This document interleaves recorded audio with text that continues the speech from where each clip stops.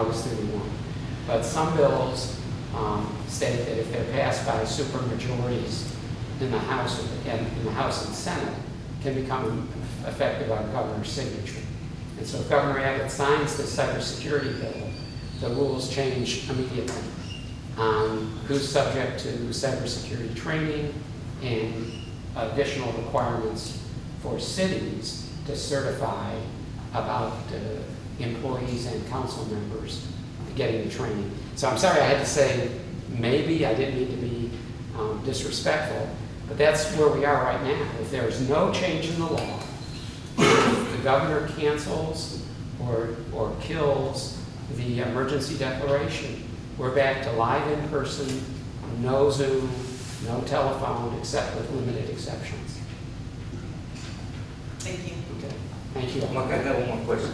Back to the cybersecurity, we had to do the video last year. Yeah. Are we still required to do that every year, or? Yes, so right now you have to do it again, and I'll be getting that notice out. We have Everybody?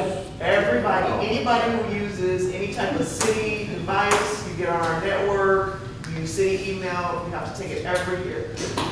And I have to certify by June the 15th that all of our employees and council have taken it. So I'm gonna, this time, instead of you all coming in, I'm gonna send everybody the link, and you can do it on your own and submit to me the paperwork. But you do have to do it. Monet, does it have to be that training? No, if you have done another cybersecurity training, you're within this year, this time frame, you can submit proof of that.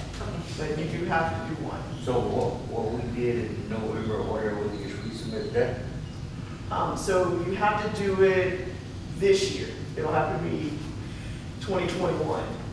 So if you did it in November, that counted for last year, you're gonna have to do it again. Push the page out, change the date. Yeah. So I'll get that out to everybody. It's just a YouTube video that you can watch. Yeah, no. No, not the cybersecurity one. That one was only maybe 20 minutes. Right. You're probably thinking about, FEMA. yeah, the NIM stuff, all your FEMA. Once you've taken that once, you don't have to do that again. Okay. Patty's given a memo to our new council members with the list of the trainings that you have to take for the NIMs. But yeah, you don't have to do that again. That's what I was. Yeah, no, just the cybersecurity is the one. And then just a couple other things, if you don't mind, that I wanted to just touch on. One, I know Mr. Schnall mentioned that, you all could, if there's questions for him throughout the year. So I'm gonna ask that, you let me know or let the mayor know if you want to make contact with him, rather than people just reaching out to him directly, because it costs us by the hour. And so he will bill us. So we want to make sure we're tracking those expenses. And then the other thing, I know he touched on like the dealings with personnel. So if a council member has a question about a department or employees, you make those appointments to come see me, or you call to talk to me about those, rather than going directly to employees or departments with inquiries. And then you all have a copy of this document. It's the newly elected city officials orientation that's hosted by TML. And so anyone who's interested in going to that, they're going to host a session July 29th and 30th in downtown San Antonio. It's all day on that Thursday, half a day on Friday. If you will please let me know if you would like to attend, and the city will register you. We pay for that fee. It's $195 for TML members, which each of you are TML members as a Kirby City Council person. And so that includes, I believe, the meals as well. So the sooner you let us know, the better. That way we can get you registered for that. Let me just finish on cybersecurity training, because I think Mr. Martin asked an important question for clarification. Under the House bill that's on the governor's desk, the requirement for the training would be for employees and elected and appointed officials who use a computer to perform at least 25% of their official required duties. And if you fail to do the training and you meet that requirement, you could be cut off of city devices. The city has to, under this bill, the city will have to monitor and certify that the training has been taken by everybody who has to take it. It's better to assume you're covered than to not assume it, because the risk is significant.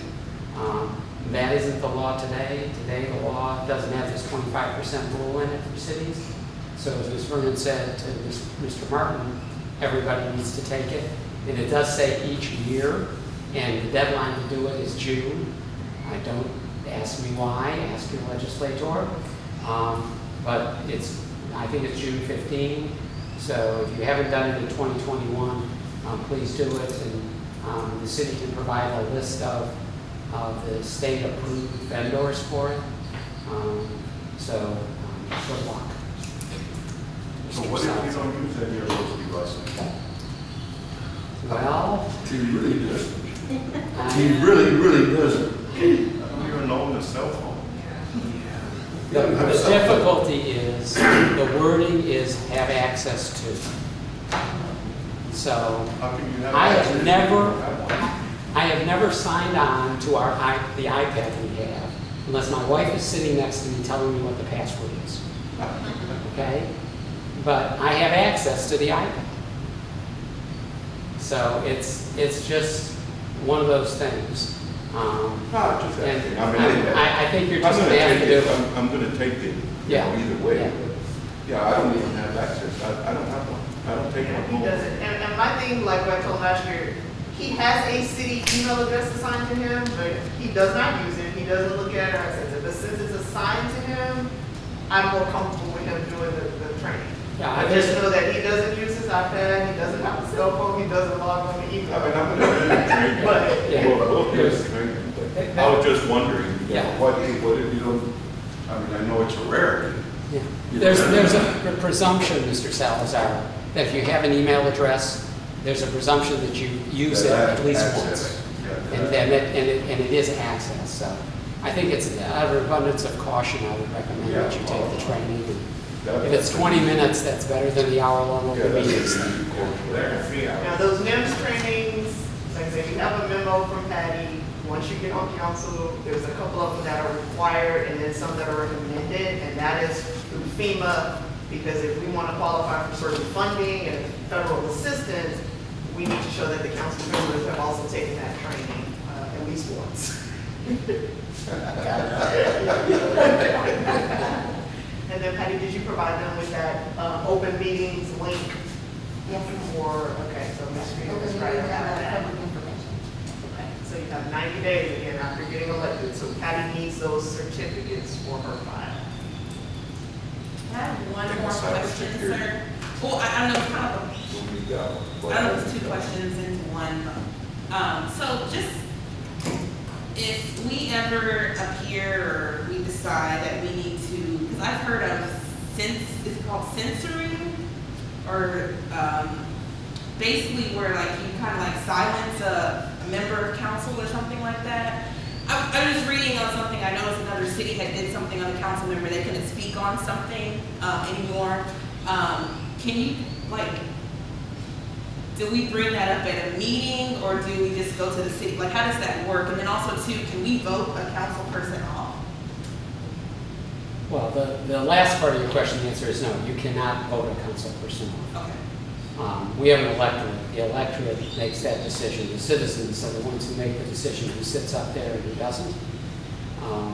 And there's mechanisms for that, including May 1st, or the first Saturday of every May.